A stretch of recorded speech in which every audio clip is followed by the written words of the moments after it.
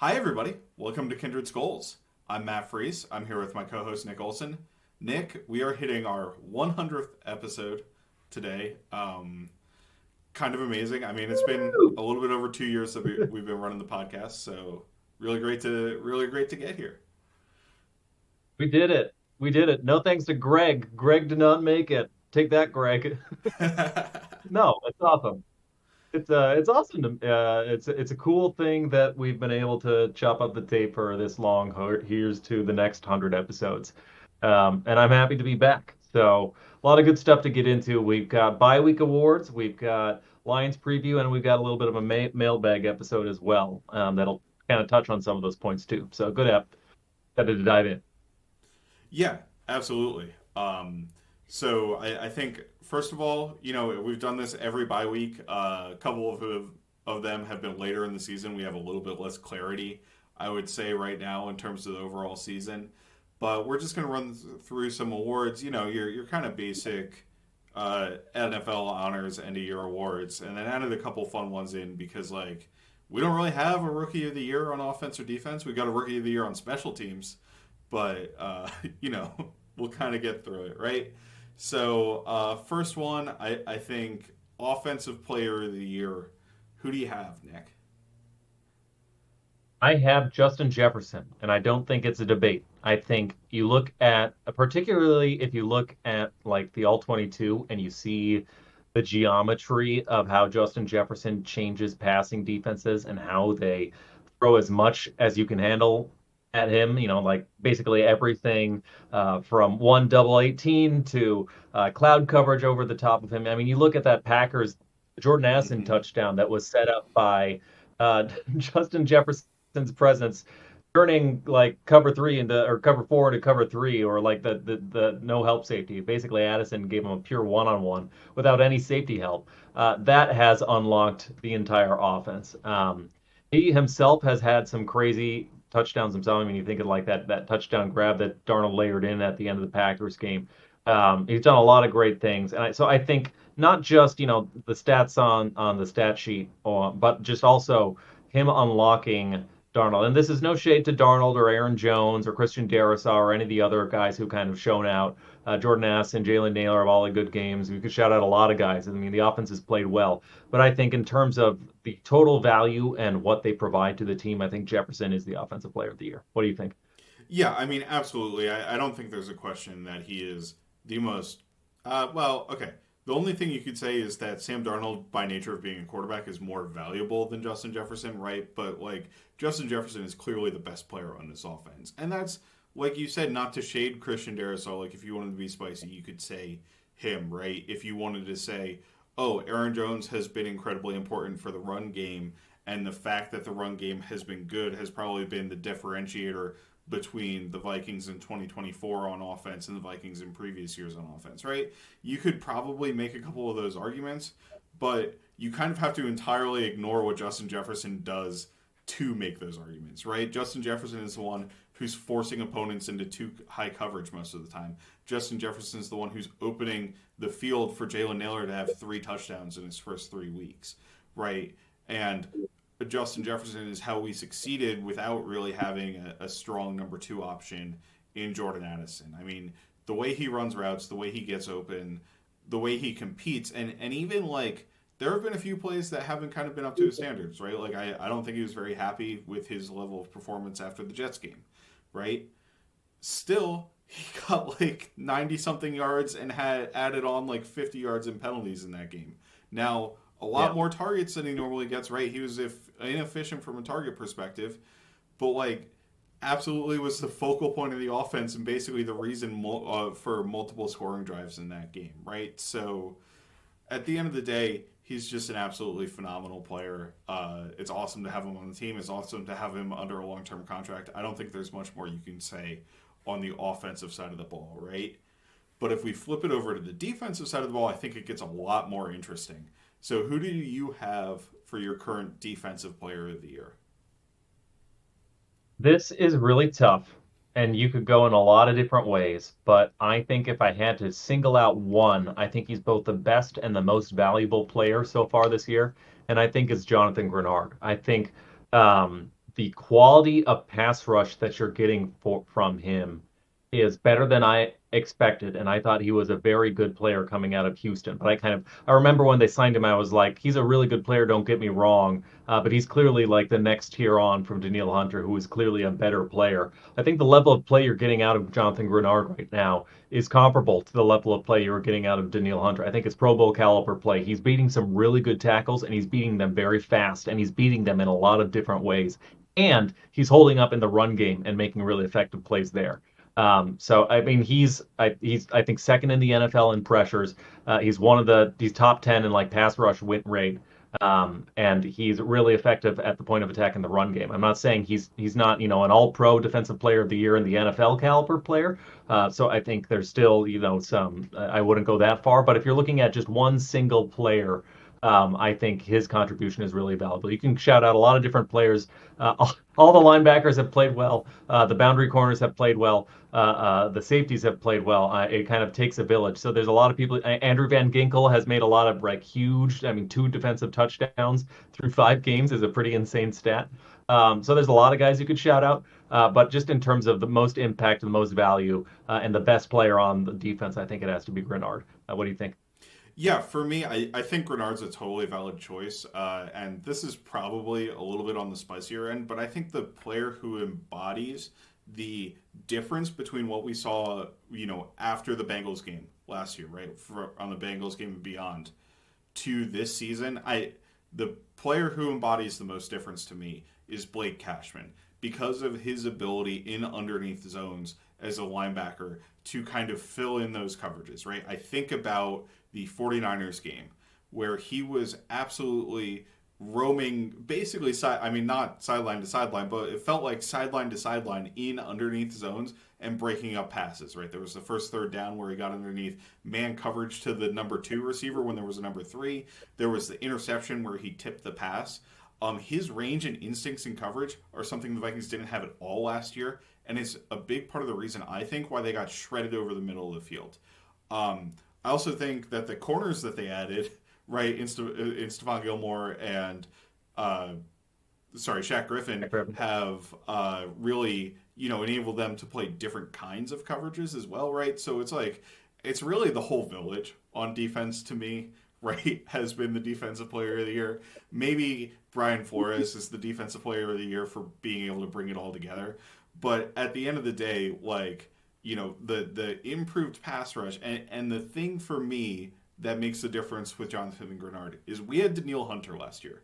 Jonathan Grenard has stepped into Daniil Hunter's shoes and played roughly as well. I mean, you could really, you're shaving hairs either way saying which one was better over the past couple of years, right? It's the supporting cast around him that has elevated the defense to the level that we see it compared to last year. Now, maybe that still means that, Jonathan Grenard is the best player on the defense because he plays an extremely important position and he's playing at an extremely high level, right? Like, I would have clearly argued that Daniil Hunter was the best player on the defense last year. So I'm talking myself into a circle, but I think the player who embodies most the difference between this year and last year is Blake Cashman. And Cashman isn't a perfect player, right? Like, he struggles a little bit to get off blocks against the run, but he also mitigates that in a number of ways by just getting in the backfield so quickly when he's shooting gaps and that sort of thing, and his ability to get around linemen. So it's like, really, I think he's been an all-around 3-down player for us who's really, really performed well. Yeah, and I really like, just to pull out one thing there, how Cashman kind of personifies, like you said, defense, this Flores defense has evolved. And you look at how the Flores defense kind of got solved or figured out, picked apart towards the end of last season, and they were just running such static defenses where it was Tampa 2, it was cover 3, and they were just kind of spamming that over and over. And all of a sudden, Matt LaFleur, among others, is like, well, okay, then I can run these cover 2 beaters. If I don't have that, I'll build in this cover 3 beater, and one way or the other, this skinny post will be open. So, and that kind of got a lot of explosives open up against Flores last year. This year, Flores is throwing a lot more. He's more than 2 pitches. I mean, he's running an equal amount, like you said in your zone coverage article. He's running an equal amount of man coverage in addition to quarters as well.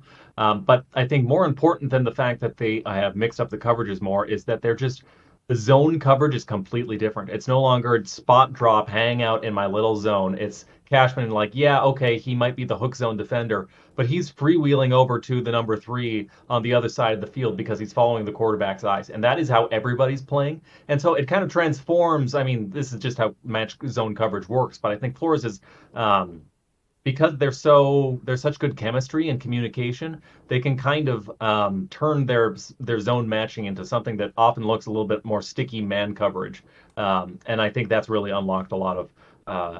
It's one reason to explain like, wow, this defense was like interesting but kind of middle of the road last year, and now it's like best in the NFL by DVOA by far and EPA per play, although not as big of a gap, but they're number one in the NFL by a lot of different advanced metrics.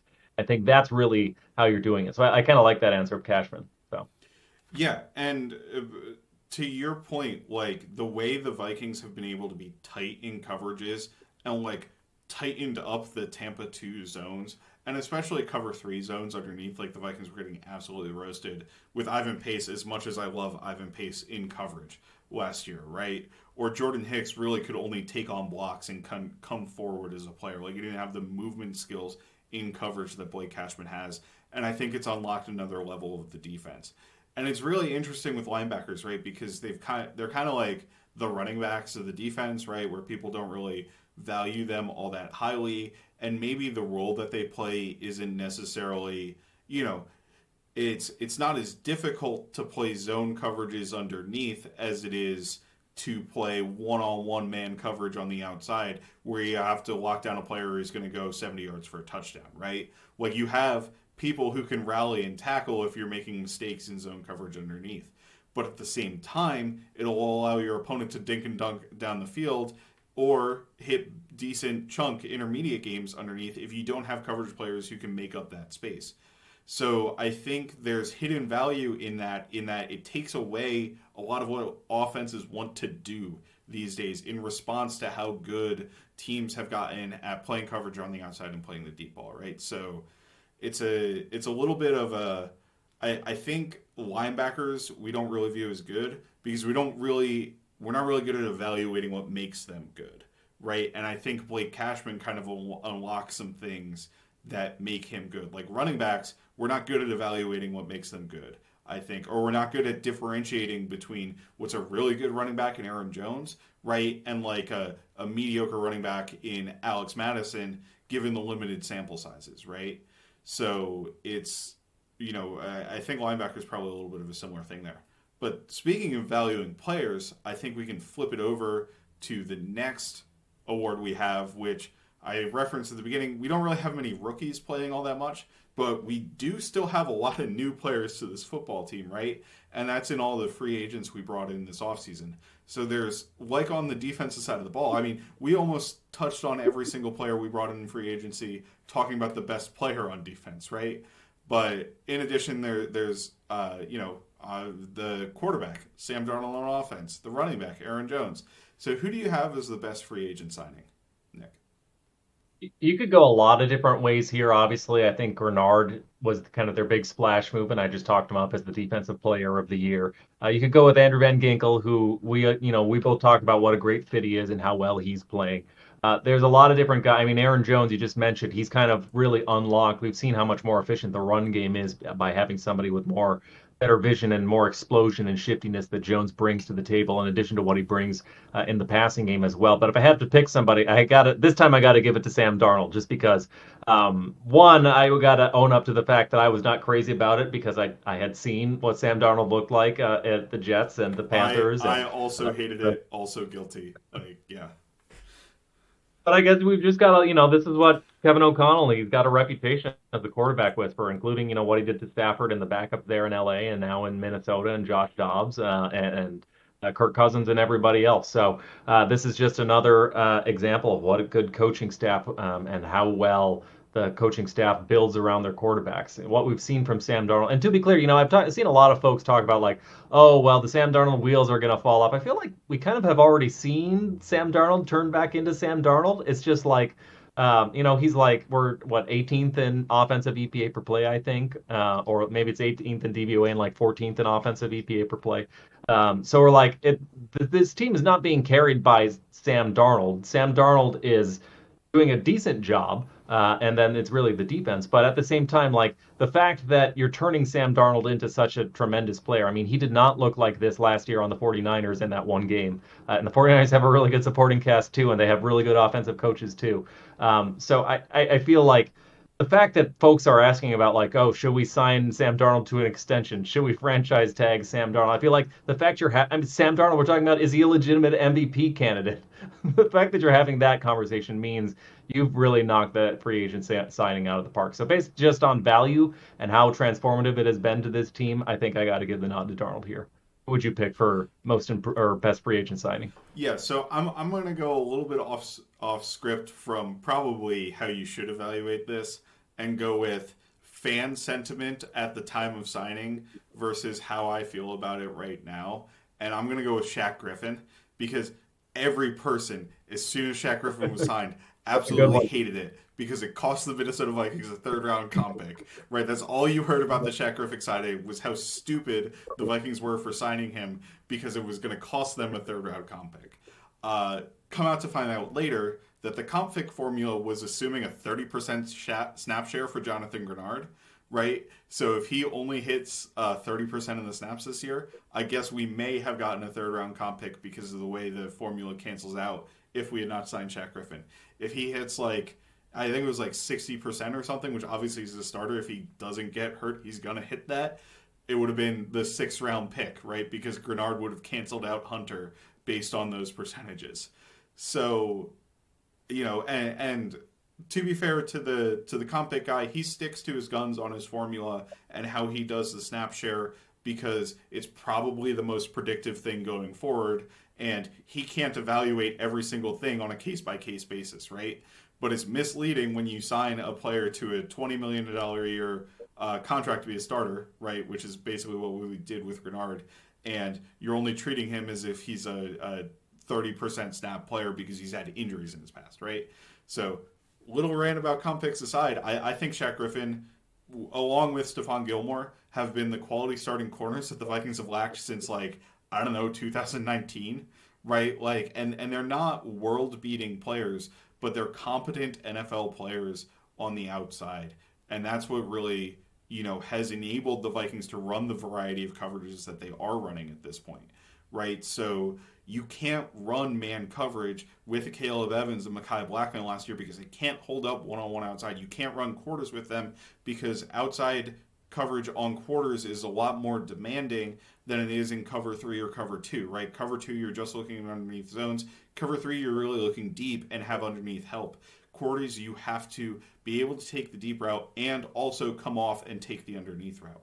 So having that flexibility and that veteran savvy on the outside, I think has really unlocked the Brian Flores scheme. And Shaq Griffin, not that expensive, right? It's like what, a $6 million deal with like $4 million guaranteed, basically just over the comp formula line, right? So we got a quality starting corner for budget discount second cornerback prices.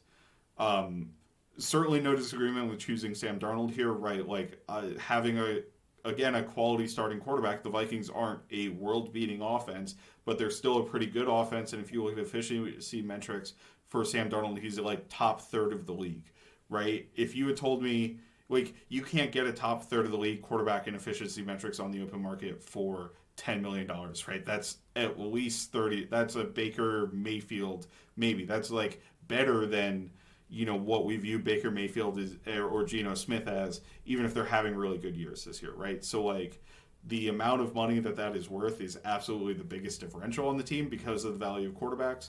But a shout out to Andrew Van Ginkel. I know we haven't talked about him, even though he has the two like some of the biggest splash plays on defense. Shout out to Aaron Jones for kind of transforming the run game, right? And we talked about all the other guys in the last section on defense too. So really a lot of different fun stuff in the free agent signing, and I think there's a lot of fun stuff in the most improved player category as well, which is going to be our next category this year. So Nick, for most improved player on the Minnesota Vikings, who did you have? Yeah, this is another really interesting one because there's a lot of different ways you could go. Kind of like that's the fun part of doing a podcast on a 5-0 team is like everything is clicking on all cylinders. So I think there are a lot of guys who are playing better than they did last year. I think Jonathan Grenard is one of them. I think he's certainly taken a step forward, like we just talked about. I think Cashman's another one who's taken a big step forward from even his Texans tape last year. Van Ginkel's taken a step forward. And there's also and Sam Darnold. I mentioned, Sam Darnold's probably the most obvious candidate for most improved player, just based on the fact that we're having comeback player of the year award discussions about Sam Darnold. I mean, last year he looked like he might be a career backup. And now he's looking like, oh, maybe he's a franchise tag candidate. Maybe we give him like, a Geno Smith contract or something. We're talking about, in terms of who's earned themselves the most money or who's giving us the most value over what they were signed to or what we were expecting. I think Darnold's probably the chalk answer. But I'm going to limit myself to in-house candidates, and I'm going to shout out Blake Brandel, who coming into this season, for most of the offseason, we were kind of thinking he would be the swing tackle. All of a sudden, camp comes around, and there's the Reisner controversy, and what are we going to do with him, and who's going to play guard? That's the eternal question for Vikings fans. And Brandel came out and like kind of immediately played like a quality starting guard. He's not perfect. He fails to anchor sometimes or gets walked back by particularly powerful bull rushers. So he's not like an all pro or anything. But the fact that he went from like a backup who I had kind of written off. I mean, we've had a lot of swing tackles coming in and out of the Vikings to like, oh, he's clearly one of the best starting five. And we're not talking about, we're talking about switching the offensive line. We're not talking about Brandel now. We're talking about the other guard. So I wanted to shout out Brandel. He's playing particularly well. He's communicating well on stunts. He's playing well, giving you good blocks in the run game. His combo and ace blocks, both with Darrisaw on the left side and with Bradbury on the right side, are really good. His pass protection isn't perfect, but it's more than good enough. And good enough is, that's well above the bar that Mhm. Vikings fans have for guard play. So I would shout out Brandel just based on how much he's gone from somebody who I kind of, I was thinking of as a career backup to he's now a building block for this offense going forward. So I got to shout him out.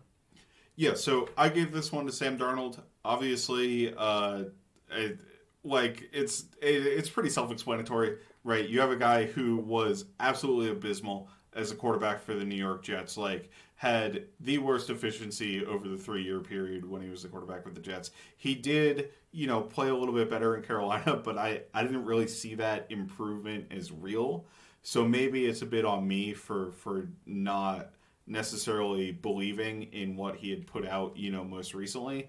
But I think, like you said earlier, even compared to what you saw in San Francisco, he's been an improved player this year. Like, he legitimately, you know, understands the intent of the offense and is generally able to deliver those throws. I love the level of aggression that he has. You need to still rein in some of the turnovers and the turnover worthy plays and the absolute boneheaded, like, let's try to make something out of nothing and it becomes a disaster, right, type of plays, which I think is really the biggest negative you can say about him. Uh, the London game was a little bit of a mess for Darnold, but also like the field in the London game was a mess. Every single player on that field was having a bad time in the second half of the game if you watch the tape. So I'm hopeful that that kind of goes away moving forward and we get Darnold playing at the level he was playing at before, which was a really good quarterback. You have a little bit of creation ability from him, right? His ability to get out of the pocket, get first downs with his legs on third down, and the arm talent is clearly there, right? Like he's absolutely able to make all of the throws and take aggressive throws like that 97-yard touchdown to Justin Jefferson was a really aggressive decision by him. And I think generally he's processing things well. Like, the interceptions to me are not necessarily Sam Darnold didn't see a player underneath or he didn't really understand what the coverage was. It's more execution problems, right? There was one against the Jets where he forced a throw. The Xavier McKinney interception, like, I think actually Jones kind of won that. It was just a great play by the defensive back, and Darnold let the ball a little bit too far inside, right? So he kind of knows where he wants to go, but it's a little bit of an execution error. I think that those things don't bother me as much as consistently misunderstanding the coverage and misunderstanding the design intent of the play and throwing interceptions because of that, or not being on the same page as your receivers and throwing interceptions because of that. So, end of the day, I think Sam Darnold is there. Also, shout out, honorable mention to Jalen Nailor, right, who's had a fantastic year so far. Um, Another player we brought in who I haven't talked about is Jerry Tillery, who I was also very low on a signing. Like, I think he's played very well so far. So just a couple more guys who I think have played well. And like you said, it's a 5-0 team. Everybody's playing great. So it's awesome that we get to shout out all these guys. But I do think, there's a ton of different players that we can talk about there. So if we go to guys who don't get talked about enough, right, which is kind of our next one, most underrated player. So who do you have as your most underrated player, Nick? I think you could go a few different directions with this one. I'm probably going to cheat and re-say Blake Brandel just because guard play, you don't often shout it out. And even to the extent Vikings fans are particularly honed in on their guards, I feel like most of us probably aren't watching the end zone all 22 and seeing just how consistent he's been and how much value he's unlocked with his run blocking and pass protection. So I'd shout out Brandel. But there's a lot of guys. I mean, Tillery's a good example of somebody who he's like technically a starter by the level of snaps that he's playing right now. And he's not making splash plays and he's not doing anything crazy, but he's having a career year, which for Tillery maybe isn't saying a ton, but he looks like a completely different guy. So there's a lot. I mean, the safety play in general, I think, is pretty underrated. I think Byron Murphy is pretty underrated. Kicking inside and how well he's played. I think people probably know Metellus is actually like a really good player. So I don't know if Metellus is underrated, but there's so many good guys. It's hard to tell like who's underrated. So that's why I'm gonna stick with Brandel as my pick. Who would you pick for most underrated?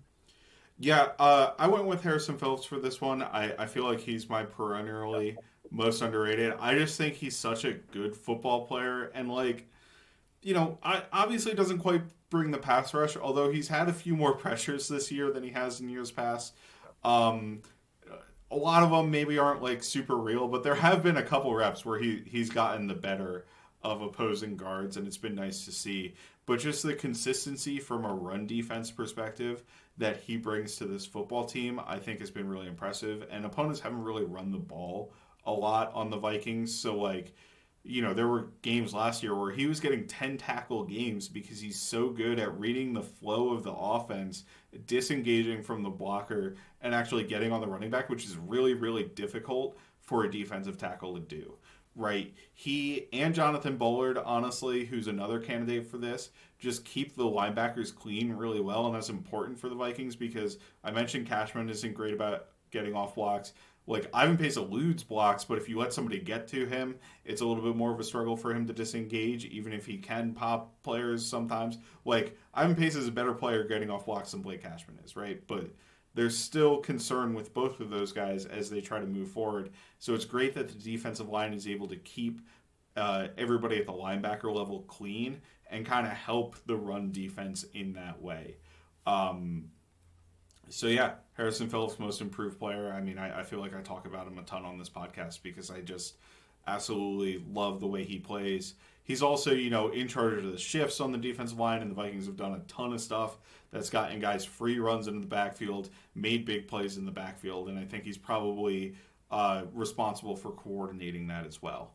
Um, so, you know, uh, most underrated player. Somebody else who I meant to shout out and most improved player, and just want to go back to it a little bit, is Pat Jones. I think Pat Jones is playing really good football this year, and he hasn't had he has 5 sacks or something like that, and certainly not all of those sacks are real. But the power that he's played with and his ability to take on blocks from opposing offensive linemen and also a little bit win in the pass rush game, I think has been a nice addition, right? Because if you look at the way the Vikings swapped out their defensive line, they basically swapped out Daniil Hunter for Jonathan Grenard. They swapped out DJ Wanham for Andrew Van Ginkel, which is a big upgrade. They added in Dallas Turner, who unfortunately hasn't got a lot of play because of the injury, but he also hasn't gotten a lot of play not because he's playing poorly, right, but because other guys on the defensive line are playing well, and that includes Pat Jones, who was our third rusher last year and now has upgraded himself but is still the third rusher, right? So I think that's been a really nice piece.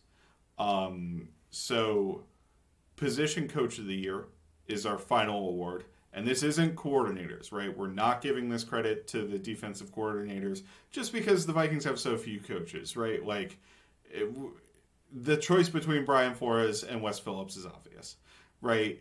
But in terms of the position group, And Matt Daniel.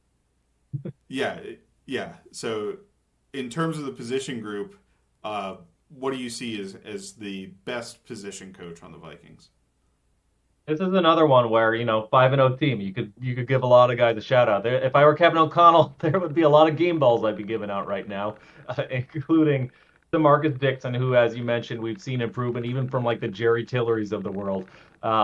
You could also shout out Keenan McCardell. I think Jalen Naylor, particularly, is somebody who's taken a really big step forward compared to where he's been the last few years.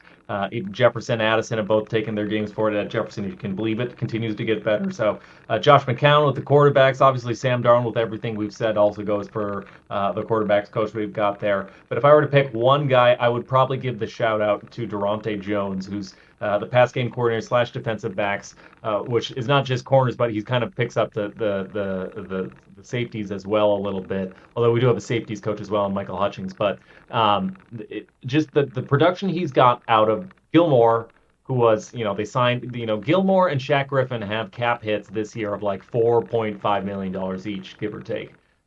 You're not supposed to be able to like construct starting caliber defenses with cornerbacks in the Yeah, $4 million budget range. Like and he's done that with not just one, but with two. And then you add on top of what everything else that the rest of the safeties are giving you. Harrison Smith continuing to play well. Cam Bynum like sneakily being an extremely good player. Josh Matella's like a I dare I say like a Pro Bowl caliber defensive back. And the fact that they're playing dime so much that they're getting six of these guys out there and they're all playing at an extremely high level. I feel like the Durante Jones reunion back in Minnesota has gone extremely well. So I'd probably, if I had to pick one, I'd probably shout him out just because of how across the board the secondary play has been so good, and it's a weak system play. It only takes one bad corner for a defense to pick on you a little bit, and they've had hard assignments. The showing cover zero and then dropping back into everything from Tampa 2, and you're sprinting, hauling butt to be the pull runner, get to the cover 2 spot, or you're playing quarters or whatever. You're launching, the ejector seat with guys off the line a lot, and having them do that while also like reading route concepts and reading the quarterback's eyes. Like it's a tough ask, and they're all playing at a good level that I'm really happy with. So I'd shout out Jones. Who would you shout out for your position coach of the year? yeah, absolutely. So mine's going to be the other weak link position, which is on the offensive line for Chris Cooper, right? And you talked about Blake Brandel a little bit as most improved player. I think the coaching staff gets a ton of credit for deciding to stick with the same group of players that we had last year, right? And obviously, I guess Dalton Risner, who's now about to come back from injury, swapped out really for Brandel. They chose to move on from Ezra Cleveland because they thought, okay, it's not going to be worth it for us to pay him, so we're going to take a look at getting guys behind him like Risner or Blake Brandel when he got play last year and making that decision. I think you look at progression from Ed Ingram and particularly the Vikings run game this year, right? The run blocking has been ridiculously awesome all season. Like the amount of push that the combos on the interior of the offensive line get on the duo runs is crazy. You're seeing guys routinely push defensive tackles like 4 or 5 yards downfield. It's ridiculous, right? From a pass Beautiful. from a pass pro perspective, there have been struggles, right? Like week one was a disaster against Dexter Lawrence for Ed Ingram and Garrett Bradbury. I think those guys do have limitations in the pass pro area, right? In general, I've really liked the pass pro so far this year. Like they are setting pockets, they're routinely providing clean pockets for Sam Darnold. If you go back to the Jets game, it felt like Darnold was under a lot of pressure. I think a lot of the pressure was Darnold's fault, or at least Darnold had options to get the ball out before pressure got there.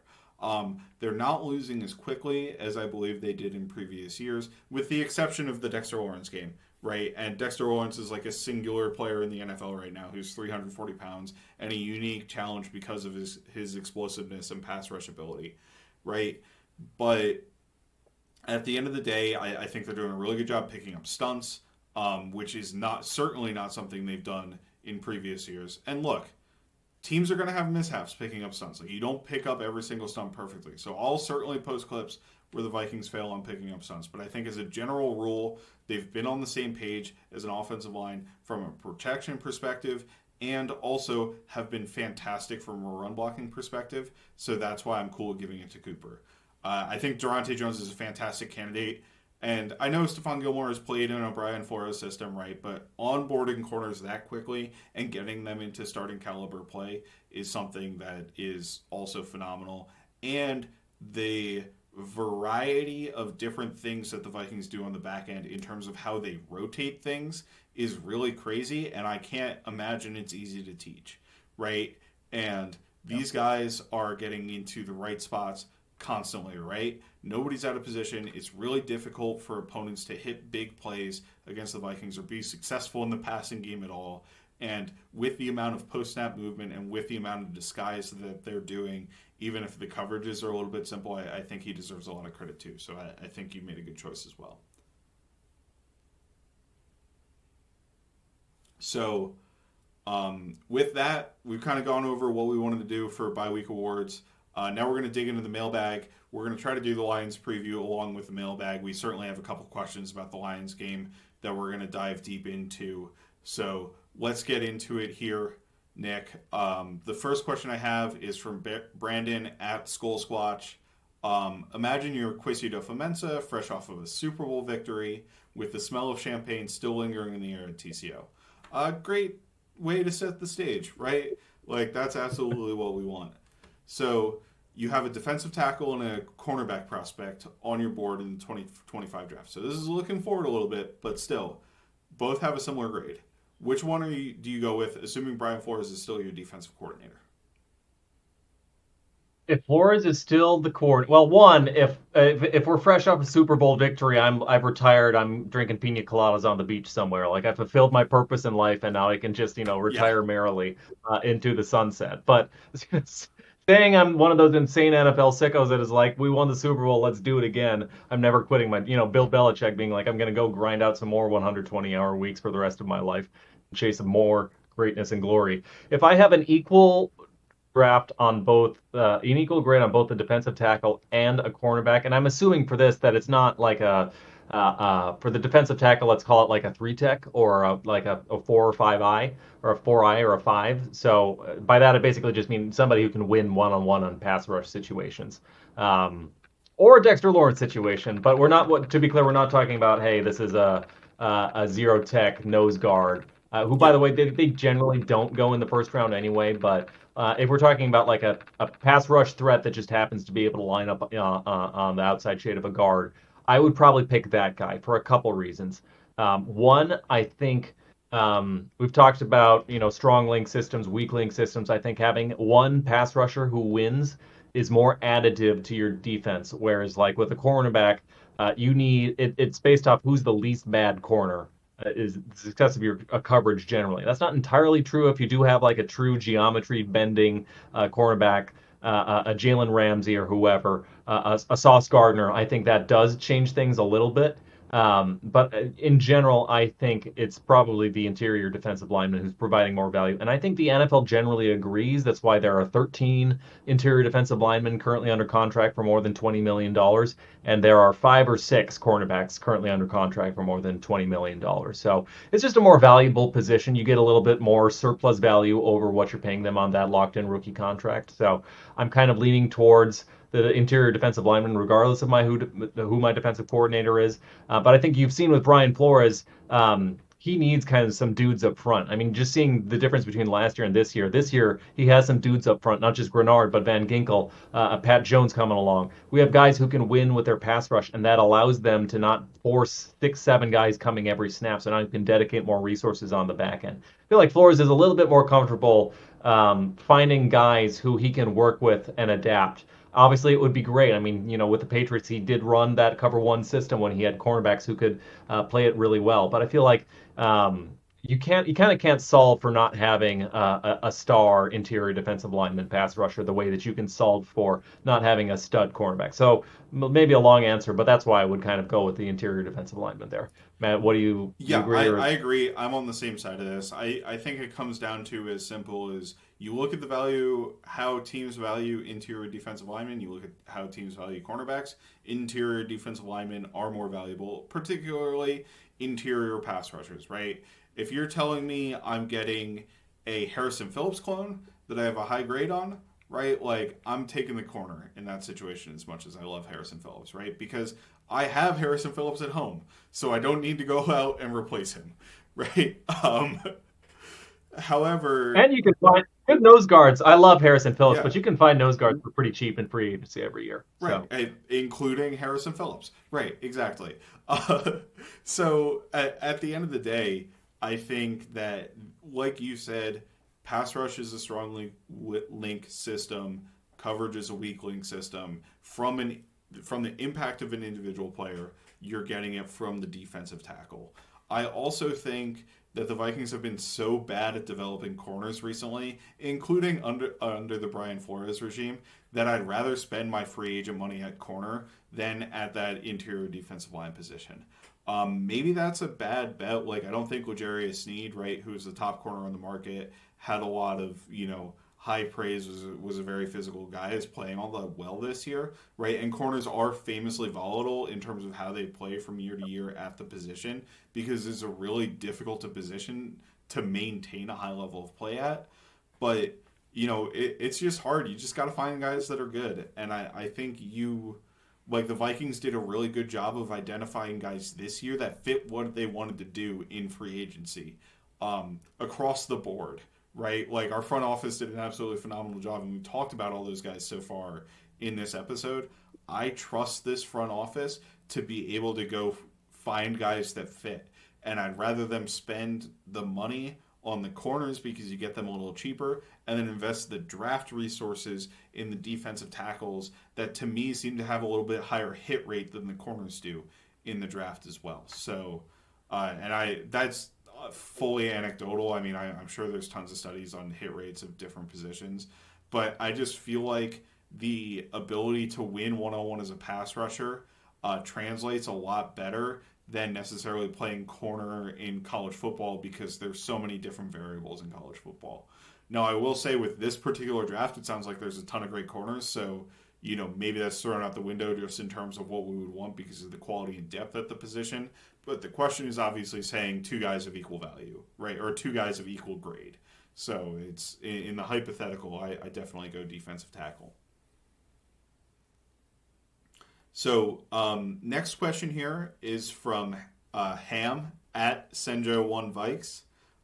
So this is a Lions preview question, and I put the next one as Lions preview a little bit. The Vikings need to be able to make Jared Goff uncomfortable in this game. How do you think they should go about doing that? Right? So to me, the question is, do you want to blitz? Do you want to hold off and try to drop 8 all game? What do you want to run in terms of coverages, or what do you want to try to do in terms of blitzing? What do you think, Nick? yeah, it's a really good question. I think it gets at the heart of the game plan against the Vikings. And, Brian Flores is interesting because there are games when he throws everything at, he famously like ran cover zero, just spammed it over and over against Lamar Jackson because that was the one call and the Ravens couldn't beat it. But we've also seen, especially in games this year, he didn't blitz Jordan Love a lot. He's not. There are guys where showing blitz, I think, is enough to get them a little off kilter, and then it's better to drop back into coverage. I do think this is a game where you don't need to actually send 6 or 7 to get Goff uncomfortable. I think, particularly with how good they've gotten setting up their creepers, you don't necessarily need to send the house in order to get somebody home. I think the caveat with the Lions offensive line is this will be the best offensive line we've played. They've got all pro talent along the offensive line. All those guys are going to be Penei Sewell's probably the best right tackle in football and probably will be for a long time forward. No offense to Brian O'Neill, but he's a really good player. Yeah. Frank Ragnow's another all pro caliber player, and there isn't like a weak link on the line. You're not going to win guys just like line up your 4 and rush them, but luckily that's not what Flores does. He plays games. They do a lot of stunts. They do a different variety of stunts, so it's kind of always chaos coming at you, especially on passing downs where you have to worry about the gap integrity a little bit less. And you can show creepers and dedicate guys and get free guys home without rushing actually everybody. So I think You definitely want Goff to field pressure, but again, I don't think you need to send the house. And I think especially when you're dealing with the weapons they have at receiver, the speed of Jameson Williams, who's coming along a little bit. So you can't, you worry a little bit about, you can't show cover zero against Jameson Williams because, they'll take those shots. You can run back as fast as you can, but he's going to run past you faster than you. So I do think they want to dedicate a little bit more resources to the pass coverage. That said, if at halftime Goff is covering them up and it's the Ben Johnson show, I do think they should have a group of blitz packages ready to go in case they need to start getting guys on Goff, because we've seen with Goff sometimes part of what's driven his success with the line so much has kind of helped him evolve into a slightly better version. I think before he kind of got criticized, kind of like how Kirk got criticized. It's like, oh well, he's a robot. Set everything up for him perfectly and keep him completely clean. He'll throw the ball really well, but as soon as like anything bad happens, things break down. And I feel like that's a little unfair to Goff. He's a little bit better, but at the same time, I still think it's true that more than most other starting quarterbacks, Goff um, breaks down a little bit more under pressure and makes worse decisions. And you can, if you can get to him and you can throw him off balance, he gets worse. And part of the reason the Lions have built so well around him is they've kept him so clean with such an elite offensive line. So long-winded way of saying I would do the creeper stuff, I would throw the pressures, but I wouldn't actually blitz him. I would do the Jordan Love game plan with the caveat that if the Lions have figured it out and they're communicating it really well, I would start throwing 5, 6 and seeing if you can get home with that instead. So that would be my plan. Matt, what do you think? Yeah, absolutely. I think the two primary things for the Vikings, from my perspective, are coverage disguise, which we do a ton of, and then also how we stunt on the defensive line. So Jared Goff is not the most mobile quarterback in the world. I think you can be a little bit undisciplined with your rush lanes compared to, someone like a Jordan Love or, any of the other like more modern quarterbacks, let's say in the NFL, right? So I also think stunting gives you an advantage in the run game against the Lions, which is very good, right? And to some extent, stunting in the run game is gash or be gashed, right? Because if they hit it right against the run stunt that you're doing, it can be a really, really big play because you have guys out of position immediately and they're able to block up the guys who are trying to fill that space, right? And it could be the same thing in the pass pro game too. But I think trying to make your opponent uncomfortable is the best way to beat a really good opponent, right? You're not going to line up 1-on-1 against Penei Sewell and the rest of the Lions offensive line and just win as pass rushers all day, right? You're not going to. Taylor Decker's the left tackle, obviously Frank Ragnos the center. Couple people, is it Kevin Zeitler they have now was one of the guards, right? They've got a bunch of really quality players on that offensive line. It's the best offensive line in the league. So you kind of have to beat them by deception a little bit, right? You can't necessarily go 1-on-1 straight up and expect to win the whole time. So I think stunting is really critical. I also think that the heavy coverage disguise and pressure looks that the Vikings like to bring helps them out. So you can force the Lions to waste players in pass protection by bringing simulated pressures, putting a bunch of guys up on the line of scrimmage, and then dropping out of that. And you can also hurt the Lions' ability to run play action by massively changing up the coverage post snap, right? So it's really like when a quarterback has to turn their back to the defense, they lose sight of the picture and what's changing. For the Vikings, that picture changes massively from what it is pre-snap. And I think the thing that'll help the Vikings this time is instead of just being able to run cover 3 and Tampa 2 on the back end, they're able to run everything, right? So previously, if you wanted to run a deep play action shot against the Vikings, really you only had to worry about if they were in cover 3 or Tampa 2, right? And I can find where I'm supposed to throw based off of that. So you can basically determine that by the location of one player, right? Whether or not it's cover 3 or Tampa 2. And honestly, they play out similar a lot of the time, to be honest with you, because you have Tampa 2, you have two wider deep players and a deep middle player who's a little bit shorter than the deep safety in cover 3, right? But it's a pretty similar structure. So the ability to play quarters in those different coverages on the back end, I think really help the Vikings against an offense that wants to run play action because they're really good at running the football. So, just the combination of those two things, I think are critical. I agree that you don't necessarily want to blitz Goff, especially straight up blitz Goff a lot, because he's got quick dump off options in Sam Laporta and Amon-Ra St. Brown, who can generate yards after the catch when doing that. You have a great pass protection back in David Montgomery. You have an explosive receiver out of the backfield in Jahmyr Gibbs, right? So, like, Goff has a ton of check down options in this offense and a ton of easy answers. Um, you you have to win as a pass rush, which is difficult, right? Which is why I'm advocating for the stunts and the simulated pressures, trying to waste people in protection. You get movement. You prevent the offense from running checkdowns all day, right? Because Goff will be happy enough to just stink and dunk and take yardage down the field all day, I think. Um, but you also have to protect deep. So it's definitely a difficult task to go up against this offense. But the level the Vikings have been playing at, they did it to the 49ers. They did it to the Houston Texans. I do feel like they can compete against the Lions, and that level of post snap movement should be able to create confusion against Jared Goff. It created confusion against Aaron Rodgers, right? Like, so I do think there's a pretty decent shot for this defense, but it's a tough test, right? The Lions are one of the best teams in the NFL. So if it goes poorly for the Vikings defense, I also don't think that's a death knell for the Vikings defense. It's just you're playing a really good football team, right? So it's kind of a combination of things, but yeah, I think we went pretty in depth there. Unless you have anything else to add.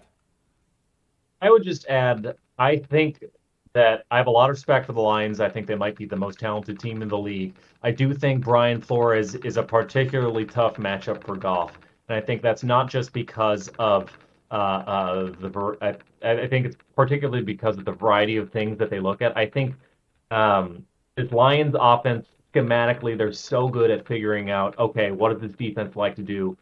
What are their tendencies that we can exploit? Oh, hey, they play quarters in the red zone. We'll play a quarters beater. Oh, hey, they trigger downhill on runs really hard. We're going to hit them with a flea flicker. We're going to do these trick plays that exploit this one specific thing.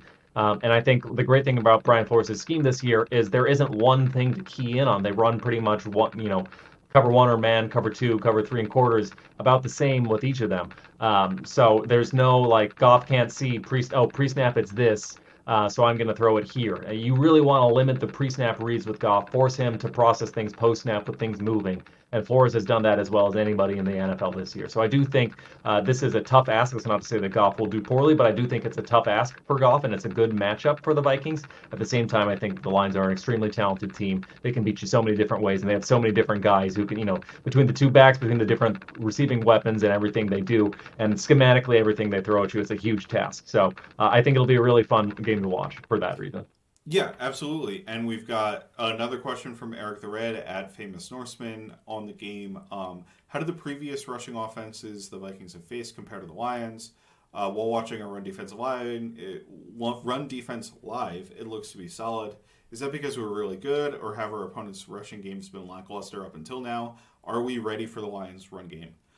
For me, on this one, I think there's a couple things, right? The Vikings have not faced a lot of run plays on defense because they've been up by massive scores the entire time this year, right? Like, so when you're winning, they faced by far the most passes against. I think only the Ravens have faced fewer passes against. That said, they've still been an incredibly efficient run defense. They're second in EPA per play against the run on defense. They only allow 3.6 yards per carry against the run. That's second in the NFL, right? They've been absolutely a very efficient team against the run, and I think they've played it really well. I think the Vikings have a structure advantage compared to, especially compared to like the Ed Donatel defense, right? But compared to a lot of defenses around the league, in that they base out of single high pre-snap. Now they're going to be running guys all over the place after the snap, but they often have a safety rotated down in the box, right? An extra player rotated down in the box.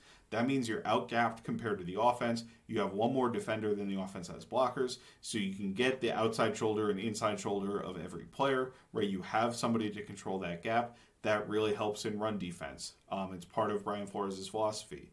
I talked about how good Harrison Smith and I think Jonathan Bullard have been playing, and Jerry Tillery has been playing great. So if the Lions want to run, with heavier personnel, the Vikings have the personnel to match that across the defensive line, right? With three interior defensive linemen, two outside linebackers, right? Edge rushers, and then two stack linebackers in Cashman and Ivan Pace in the game, right? If the Lions really want to play that way, the Vikings can match that. Um, so I just think that they do match up pretty well against the Lions. That being said, the Lions are a really good run game. That doesn't mean the Lions aren't going to get wins. The San Francisco 49ers, it was a very boom bust run game because the 49ers found ways to beat the looks that the Vikings were giving them in the box in the run game. But it was kind of 50-50, right? The Vikings would hit on what they were trying to do and stop the 49ers in the backfield, or Jordan Mason would be getting 10 yards on a run play, right? And they block it up really well. I kind of have a feeling we're going to see that boom bust level of play from the Lions run game. And I think that's almost a win for the Vikings when they get that scenario, right? Because to me, running the football is more about consistency than anything. So if the Vikings are mixing in, a 6-7 yard gain for the Lions with a tackle for loss, that tackle for loss is going to set back that set of downs and hopefully force a punt on that drive, right? And that's what you want. You'll give up a couple 6-7 yard games on a field goal drive if you're, knocking them back and kind of forcing punts on other drives. So I'm hopeful that's the case. Obviously, the Lions had a pretty good run game towards the end of the season last year against the Vikings, but I think there were just so many missed tackles in the game that I'm thinking of. There's a big missed Harrison Smith tackle in the hole against Jameer Gibbs on 4-on-1 that comes to mind like immediately. That it's a little bit different. Obviously, you have to be on, on point with the fundamentals in terms of tackling against David Montgomery, who's really difficult to bring down, and Jameer Gibbs, who's just so explosive. But it's hopefully the best against the best, and hopefully we get to see a really good test of the run game this weekend. I would say the biggest thing there's two things that worry me the most about this rushing attack compared to other defenses. One is they are much more physical. Yep. They run everything, but they're excellent at the downfield generating vertical displacement on duo. They could run duo all day, except they have one of the most varied rush attacks. I mean, they'll do crazy thing. They'll do counter, but they'll pull like completely random people across the formation. They'll do trap, which they're well positioned to take advantage of a defense that likes to live out of dime. I think the Vikings have an undersized defense that's fast, and they make up for their lack of size with being fast and with trusting Harrison Phillips and some of those guys in the middle to make up for their lack of size on the back end. The Ivan Pace, we're making up for the lack of size with a little bit of extra speed. So he hits a little bit harder, but at the same time, these are big guys who can move, generate big holes, and the second level defenders, if they get contact with the offensive lineman, they're getting trucked downfield. So that worries me a little bit, and I think the variety of things they can throw at you. I mean, this is a team that if we are living out of stunts in games world, I can see them doing a trap run on 3rd and long and like getting a huge explosive run out of it because guys are they're not respecting their gaps because we're in pass zone, we're in passing mode, and we're Mm-hmm. just sort of abandoning our run to dedicate more resources to getting after Goff. So those are things that not just the gap scheme, but also just the variety of things they do and how they do it is a little bit different. I would say in terms of variety and how well they are and how well coached they are, it's similar to the 49ers, but just a little bit more talent. No, and that's not no respect against the 49 disrespect against the 49ers, but a little bit more talent and a little bit bigger and stronger, which is a good thing in football or a bad thing to go up against in Yeah. football. So that's what scares me a little bit about the rush attack. It's a really good one. Yeah, absolutely. Like there's certainly a reason for that. I think again, like I said, the hope is to limit them rather than shut them down entirely. And if they are able to do that, that's a win. So we'll move it on to the next one. Also from at Famous Norseman, what is Cam Akers' role in this offense? How does he pair with Chandler to round out our running back committee? Nick, I'll let you take this one first. Yeah, this is an interesting one because they had the opportunity to re-sign Akers and they chose not to. And it seemed like the plan was Aaron Jones and Ty Chandler. And Yeah, that whole situation was weird. I don't know if we talked about it on the show, right? But the Cam Akers, there was reporting that he had signed pending a physical, and then he just never ended up on the roster. So either he failed the physical off of his torn Achilles, or some other weird thing where he was never actually attempted to be signed happened, and then all of a sudden he's with the Texans and he's passed their physical and he played awesome in the preseason, and he hasn't really done much in the regular season. But keep going. Yeah, so it's it's an interesting situation. Obviously, he's a really talented back, and prior to the injury, he was, one of the really, really talented backs in the league. And unfortunately, it seems like that injury has sapped him of some of his athleticism, which is why he's now bouncing around teams a little bit. But he's good in all three phases, and he can contribute. I don't know if this necessarily means that Chandler's out of a job because he's fumbling footballs and making poor decisions with his vision. I haven't written off Chandler yet, but I do think they probably, I don't know if they bothered to make this move, even though it's like a sixth for a conditional sixth for a conditional seventh. That's kind of what they traded for him last year, and all of a sudden Akers got a lot of touches. So I'm guessing that Akers starts taking the Chandler touches, and it becomes a little bit more of an Aaron Jones show with Akers spelling him a little bit. But at the same time, it wouldn't be surprising if they were just like, hey, Jones is banged up. We don't know if he'll be ready to go. We just need to have another body who we trust, and this guy knows our system. It could be that too, but I do think Akers probably mixes in a little bit. And as you saw, we saw him last year, so maybe we don't need to deep dive on him, but he's a good back. He's not, like I said, the athleticism is no longer what it was during his rookie contract prime. But he's still a good back, and he knows what he's doing, and he can pass protect, and he gives you something in the passing game as well. So, good back. I think it makes a lot of sense with Aaron Jones banged up, and with Aaron Jones also always being banged up. That's kind of the one thing, the caveat when we signed him. It's like, man, he's good, but he gets hurt a lot. So, and the hip injury sounds like it's week to week. Hopefully, we get him back for the Lions, but who knows? So, if it is a Aaron Jones injury insurance thing, I think he's a pretty good back, and he knows the system. So that's pluses for his point for the move and for getting him some more touches. Yeah, absolutely. I mean, I think obviously familiarity with Kevin O'Connell and Kevin O'Connell seeming to really like him helps for Akers. He can get integrated into the system pretty quickly. And I do think that matters for running backs. Like, you see guys who come in and look like kind of plug and play, but that happens on pretty simple plays. And I think the best part of the Vikings run game this year has been a little bit more of the complexity from what they've had in recent years. So having somebody who's been in the system before helps. One thing I think Akers low-key matters for is we're nearing the limit, I believe, of practice squad elevations for Myles Gaskin. I don't remember what the limit is or how many times we've elevated him so far this year, and I frankly don't care enough to look it up, but we have to be getting close to whatever that number is, right? So you have a limited number of opportunities. I think they probably view Cam Akers as an upgrade over Myles Gaskin for running back 3, right, to get those opportunities. So they'd rather have him on the active roster than having Gaskin on the active roster.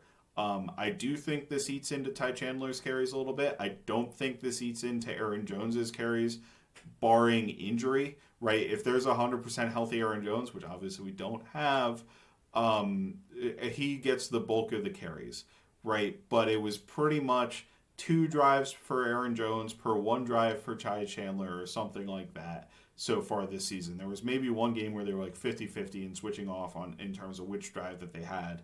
But, the Vikings kind of do it by drive for the back unless there's a really long run and that running back needs to be spelled, right?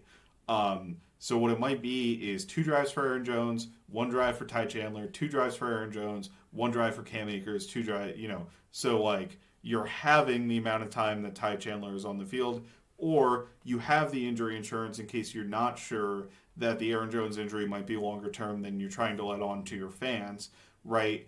And you can have now a better split between Ty Chandler and Cam Akers than you would have had between Ty Chandler and Myles Gaskin, right? So I think that's the benefit. Honestly, from a Cam Akers perspective, like, it's not all that exciting of a move to me. He's a guy who knows the system, but I do think he's a pretty boom-bust runner, which is the type of runner I don't like all that much, right? It's pretty much why I've been so kind of anti-Ty Chandler, right, the entire time he's been a Viking. So for me, it's one of those where it's like, we gave up nothing to get him. It was a conditional sixth for a conditional seventh, and maybe the terms were like the exact same as we got from the Rams, where we never had to give the Rams anything last year because Akers didn't play enough snaps. Um, so I don't hate the trade by any means. I thought we kind of overrated the way the way Cam Akers played as a Viking last year because everybody was so fed up with the way Alex Madison was playing, right? And Alex Madison was playing sound football, but he wasn't explosive. So we looked at anybody who had any sort of juice at all, and we were like, "Is that a good running back?" And no, turns out, sorry. Glowing endorsement. But no, He's a good role player. he is a fine third string running back. Like I don't think I'd want him as a full time starter, but I'm fine with him to add a little bit of a juice. And maybe as a third string player, you want a little more boom bust potential than you want from your starter necessarily, right? So certainly not somebody I think is unrosterable. Just not somebody I also think can shoulder the full load of load of a season, right? Especially with his injury history. So yeah, that's where I'm at with Cam Akers. So if we move on, Michael DeJong at Michael L. Jeffrey. There's two L's in there, so I'm not really sure if that's a middle name or what.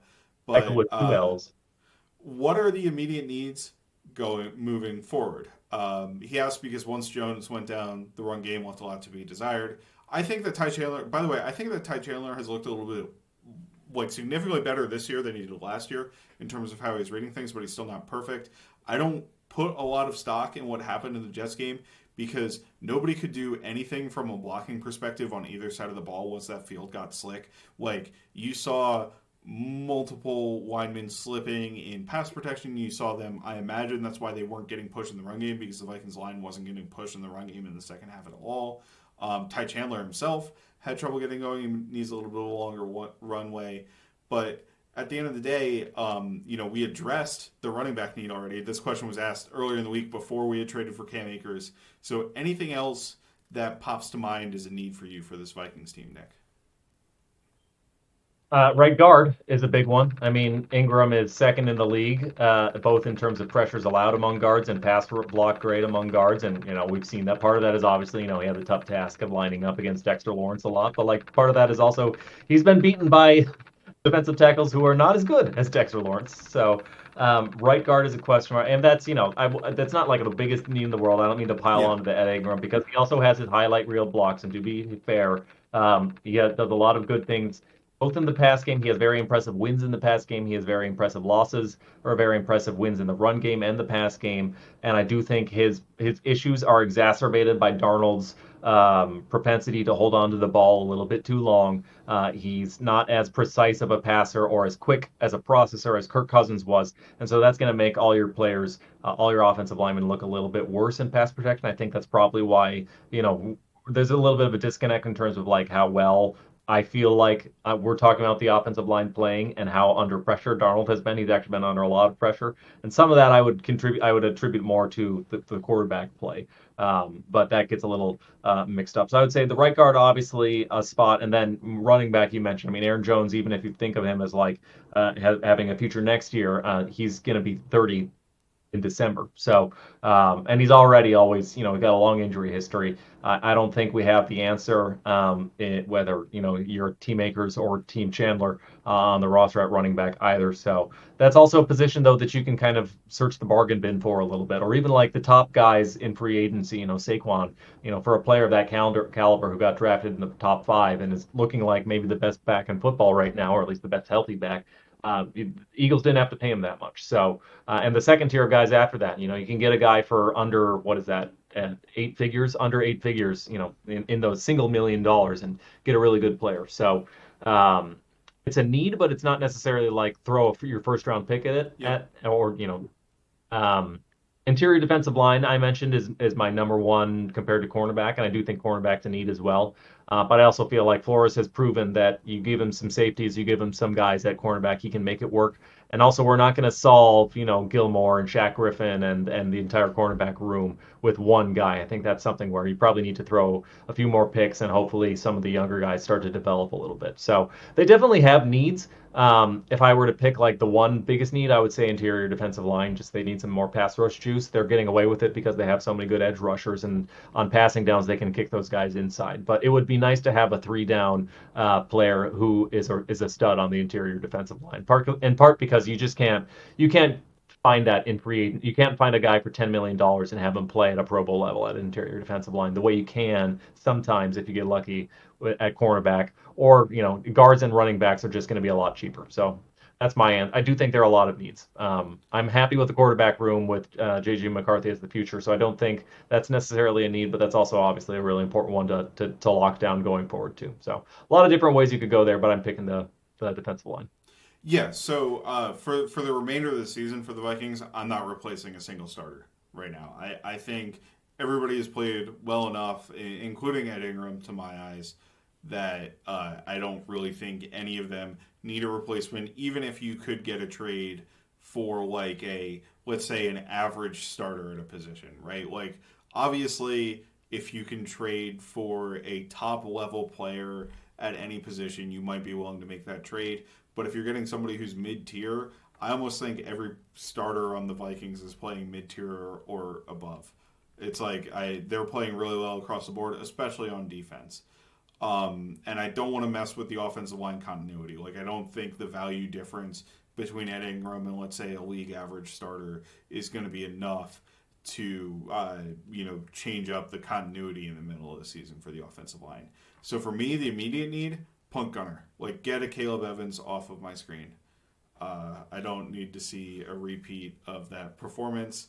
Outside of random special teams complaints, I think moving forward, cornerback's the number one need to me, just because I don't believe anybody's under contract next year that's playing right now. Shaq Griffin and Gilmore were 1 year deals, and Byron Murphy, I believe, had a 2 year contract and is on the second year of that 2 year contract, right? So, number one need heading into the offseason for me, just because of the lack of players at the position. Maybe that's a little bit of a cop out in terms of performance over what we're currently seeing. Interior defensive tackle pass rush, I think, is a fair one. I do think I like the way the Vikings have handled that situation this season by basically saying, what interior defensive tackles in pass rushing situations, right? We just put Jihad Ward on the field, and it's worked out really, really well. So I do think, there have been ways for the Flores to mitigate that, so I'm going to keep it with corner there. So the next one is also another looking forward question, right? If you're the Vikings GM, how do you handle the situation if Darnold becomes the reason games are won? Franchise tag?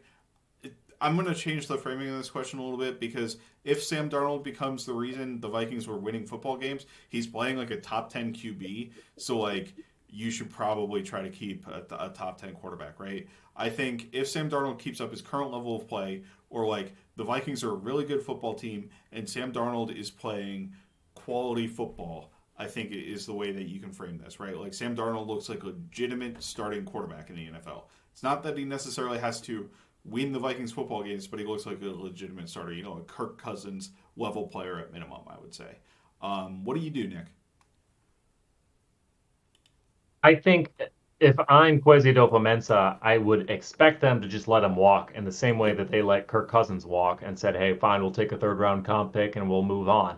I don't think you draft JJ McCarthy with the assumption that you have free money to spend on another quarterback if they come along. Now, if it were me, though, if Darnold plays his way into saying, "Hey, this could be the next Geno Smith," maybe we should keep him around because you never know what's going to happen with McCarthy, and why don't you take the bird in hand?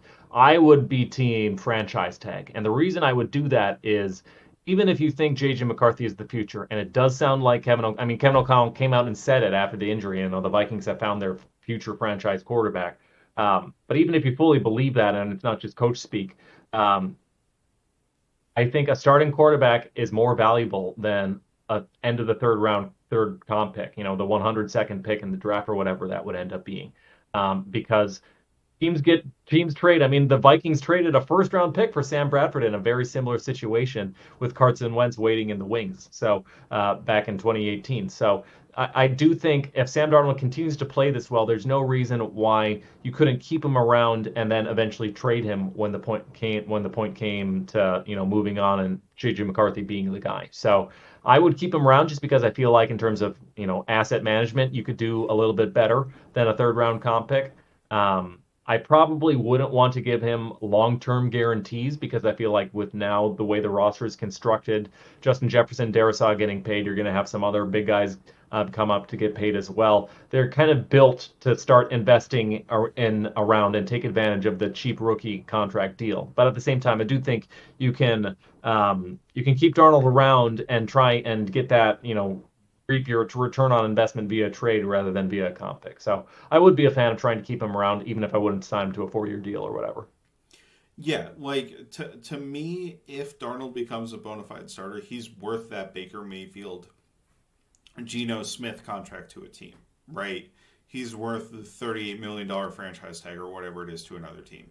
If I can, if I'm the GM and I can play this like Madden, I'm going to tag and trade Sam Darnold, right? I'm going to tag my Yeah. quarterback who is a competent starting quarterback and trade him to a team that wants to give me a first round pick for that player, right? I don't know if in the NFL teams are going to bite because they see that value and now, oh, they got to extend this guy.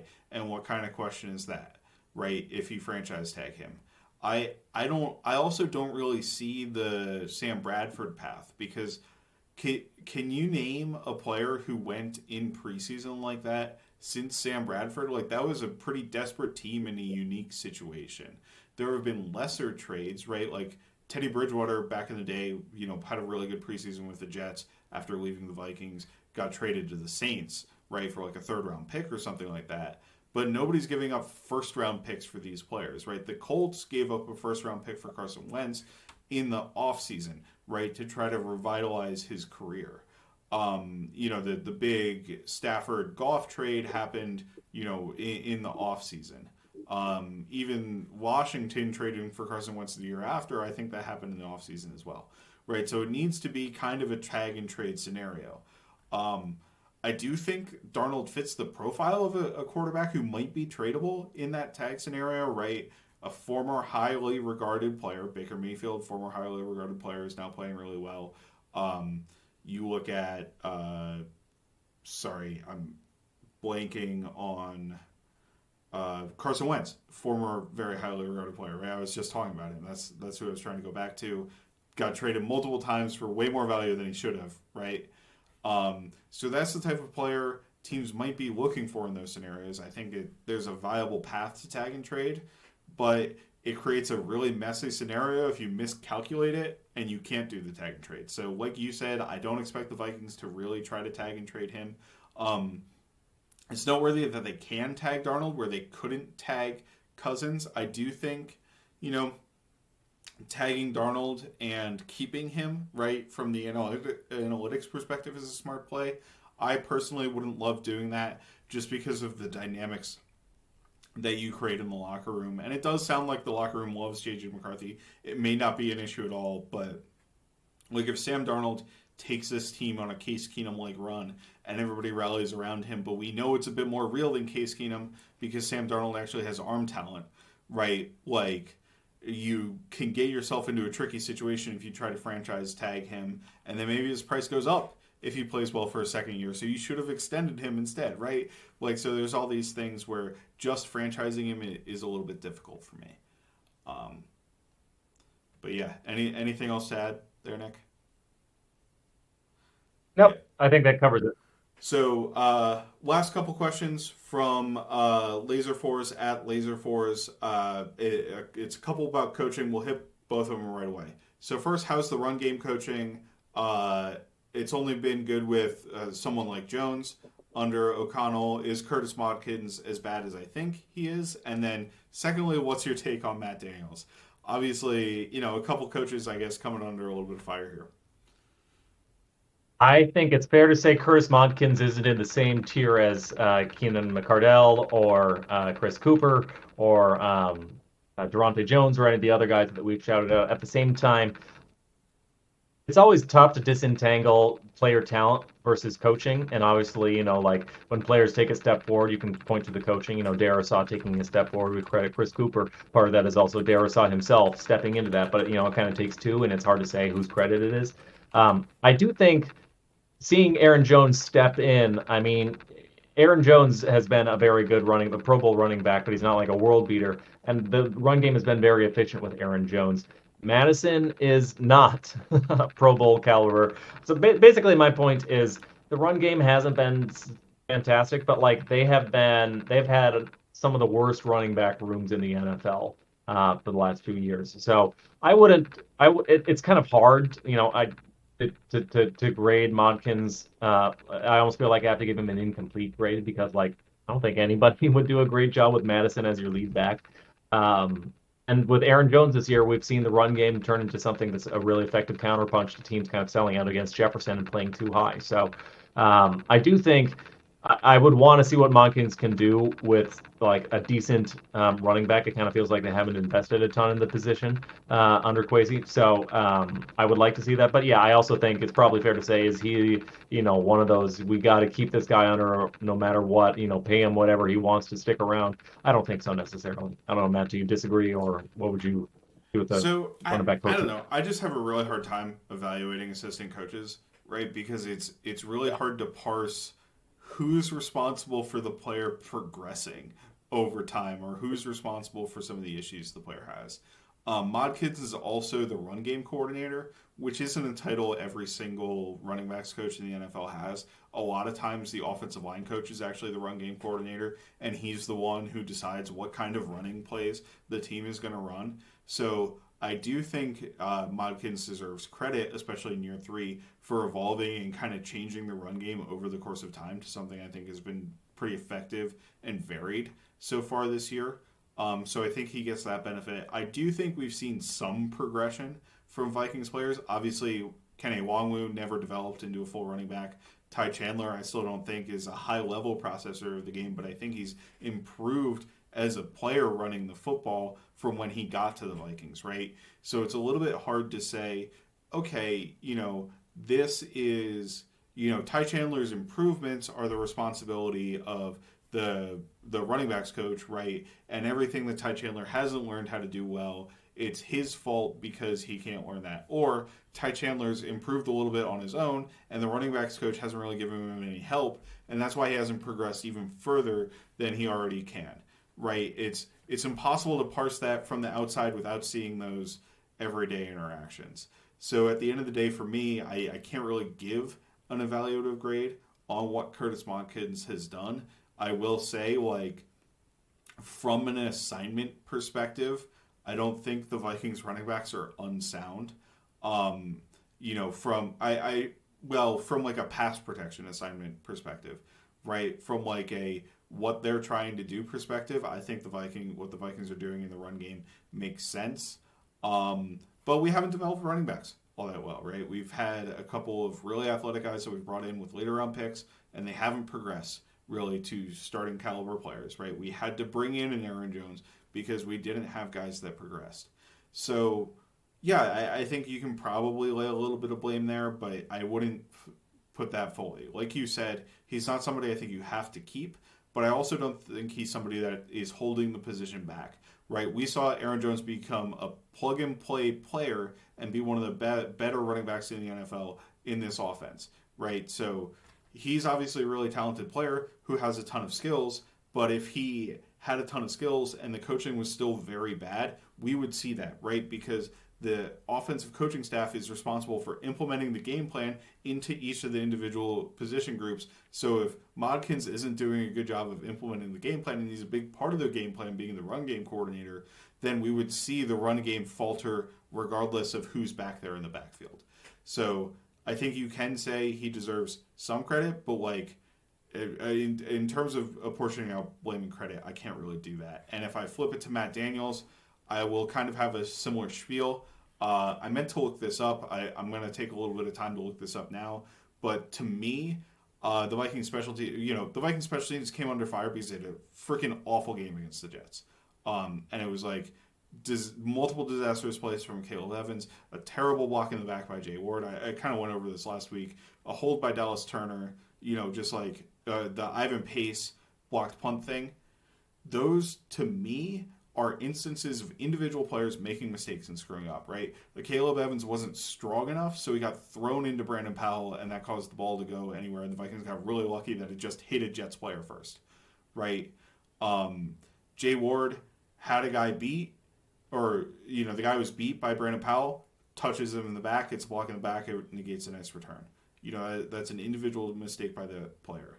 I think we've seen examples of great gunning from a player like Najee Thompson, who they identified and played really well as a gunner last year, and now is on season-ending IR with knee injury that he sustained at some point, right?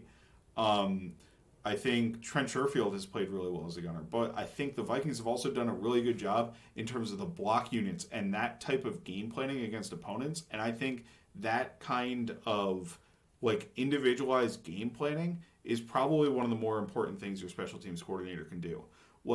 Matt Daniels isn't a former kicker, right? He's a former kind of, defensive / special teams player, primarily focusing on special teams. He can't teach Ryan Wright what to do as a punter, right? That's a very specialized position. He can't teach Will Reichard or Greg Joseph what to do. Those are very specialized positions that require their own individual coaching and a lot of personal growth and movement on that side. So I can't really, fault him too much for that. I mean, obviously, I guess you have to ask the guy to evaluate kickers, right? You have to figure out a way to evaluate Will Reichard and get him on your team. I think that's a plus in the special teams category, right? But I think generally the construction of the special teams hasn't really been too much of an issue for me. I don't think they're super undisciplined or anything. There have certainly been execution errors. The punting from Wright hasn't been great this year. Some of the execution from the Gunners hasn't been great in terms of penalties. But from a structural perspective, from the very little I know about special teams, I haven't found any major issues. I don't know if you have any takes on the special teams group and Matt Daniels. Nick? So maybe I disagree a little bit. I think Matt Daniels probably isn't worth. I'm not saying fire him now, but I don't think he's somebody who's contributing to the success of this 5-0 team. I think I was kind of surprised. I looked it up, and the Vikings are 9th in special teams DVOA this year. But I think a lot of that is the fact that Will Reichard hasn't missed a kick yet, and we've had some teams miss kicks against us, which DVOA gives us credit for, even though it's not something within our control. It is going to definitely, when your teams, when teams are missing kicks, something that, by the way, never happens against the Vikings, something that makes this team feel very different. I do feel like, Reichard hitting, maybe if you want to give Matt Daniels credit as a scout, but I don't think you do, because it's the college scouts. It's not really your special teams coordinator. Maybe he has some special input. But so I would say I kind of grade him based on how are the special teams players writ large executing their jobs. And I think other than Reichert and maybe Powell to an extent as a returner, I'm not really happy with what I'm seeing. There's a lot of guys. It's not just Jay Ward and the Caleb Evans. There are a lot of guys making pretty key errors. We're making errors on the punt team with touchbacks getting into the back. We're making errors, and not the Gunners obviously making repeated errors. And Daniels is the guy who just said, let's roll into the season with Evans as our number one gunner. So I think the buck kind of stops with him there. And there have been good things, the CJ Ham blocked punt. And obviously the kicking has been good. And I feel like the results ultimately suggest the special teams are helping this team win. But at the same time, you look at how are the players coached. I'll look this up. The Vikings are, in terms of PFF grade, which kind of aggregates everybody's contributions, which isn't the best way to look at it when you're trying to figure out how is this team winning, because it's going to weight, your punt blocker the same as your kicker, but it kind of aggregates everybody's grades. And the Vikings have the fourth worst special teams team grade. And maybe I'm a little bit biased because, there were a lot of really well-coached Vikings special teams. I'm used to some pretty good Vikings special teams coaching in, my history as a fan. So I feel like I hold Daniels to a little bit of a higher standard, but I do feel like,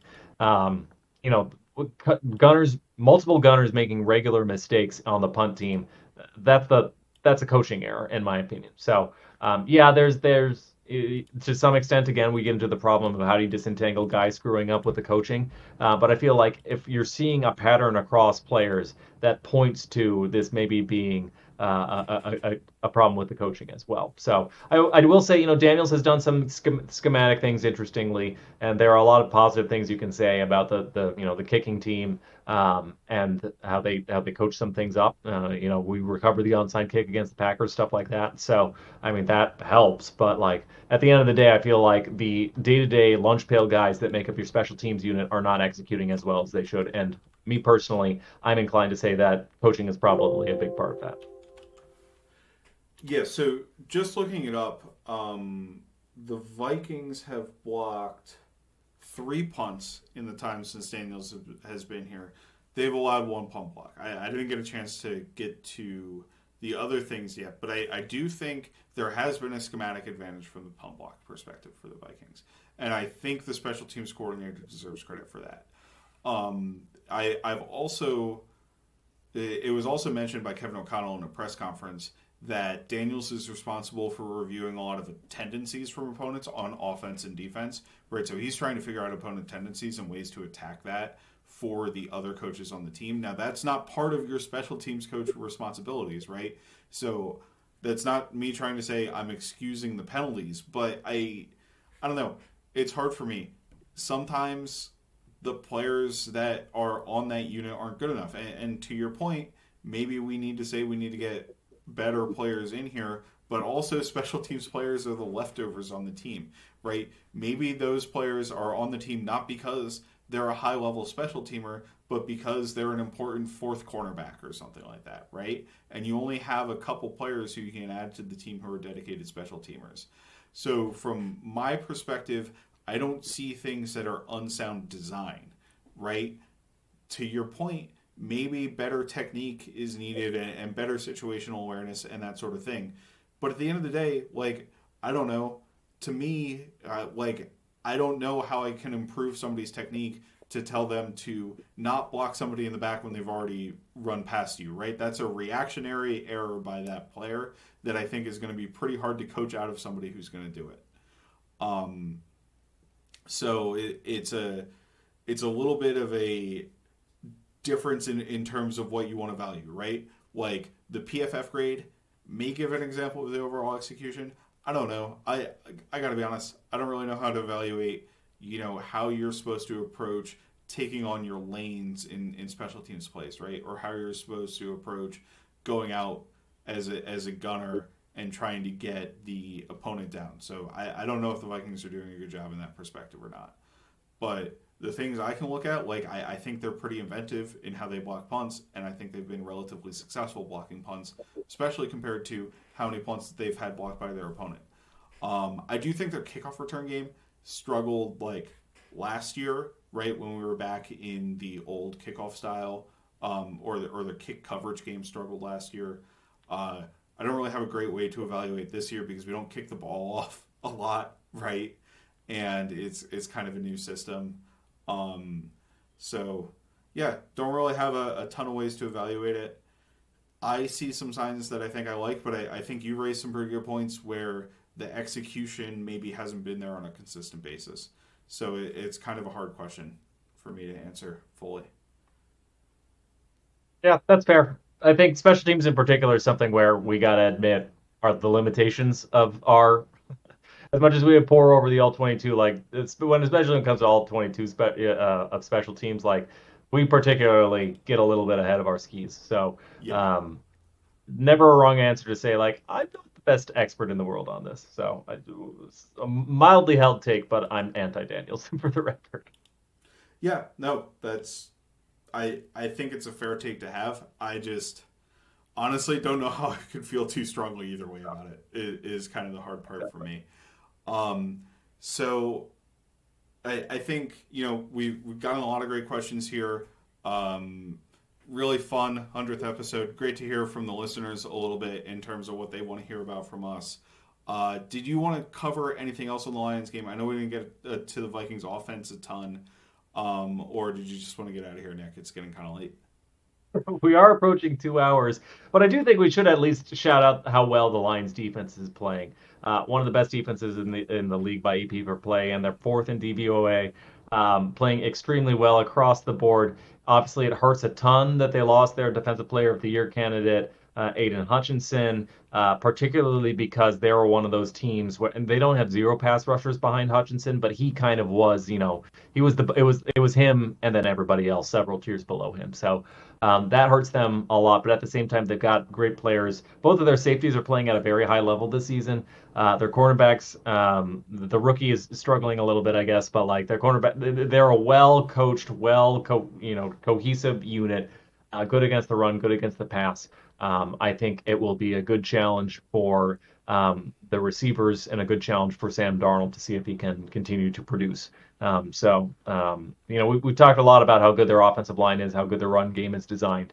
And we've talked about how Amon-Ra St. Brown, they find ways to get him open. And Jamison Williams, now you have to really respect his speed, so you can't just, play. You can't, line them up one-on-one without safety help. So that changes kind of how you play them. And we talked a lot about Jared Goff, but I think on the defensive side of the ball, they're really, really good there too. And I think that's what makes them such an intriguing matchup and it'll be such good football. I never would have thought like this would be like a heavyweight matchup. I could have guessed the Lions were. Never thought the Vikings would be. But that's what's going to make it really fun to watch. So. Yeah, I think, interesting. Hopefully the Vikings are able to protect Sam Darnold well, especially with the injury to Hutchinson. There's nobody, like you said, there have been people who can get some pressure, but there's nobody who really scares you on that defensive line once you get past Hutchinson, right? The question for me is Sam Darnold avoiding mistakes against those safeties who you mentioned are playing at a really high level. They're like ball hawks too. I just pulled it up.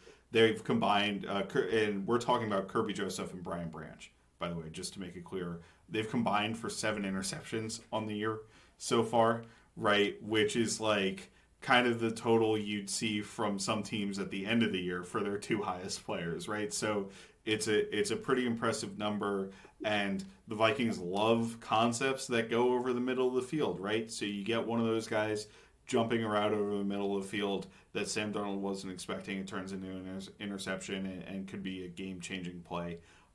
So really good to call out there. End of the day, to me, the marquee matchup is the Lions offense versus the Vikings defense, right? But I do think, and this is just me, that, nobody is going to be able to cover Justin Jefferson like the Jets did. And the Jets even struggled to limit him from an overall perspective, right? If you look at the impact he had on that game with the penalties he forced and the yardage that he got at the end of the day.